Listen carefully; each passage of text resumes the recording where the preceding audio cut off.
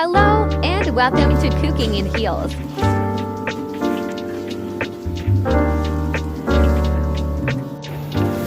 Hi guys. So, vandag gaan ons 'n lekker potjie warme hoender curry maak.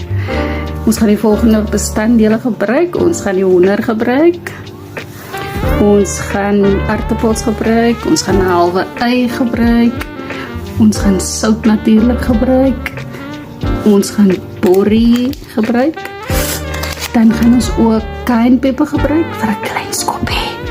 En dan gaan ons in met garlic flakes en ons gaan dan medium curry gebruik.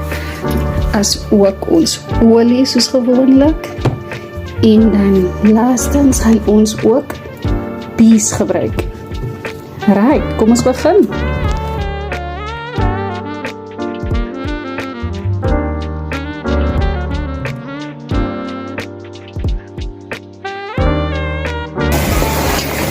Soos julle nou kan sien, dat ons vyfie ingegooi en ons garlic flakes is daar tussenin. As nou klaar lekker gesmore, dan gaan ons die hoender bygooi en dan die res van ons speserye en dan die aartappels en die res van ons bestanddele. En dan is ons ook besig om 'n rys te kook sodat dit lekker saam met die curry kan gaan.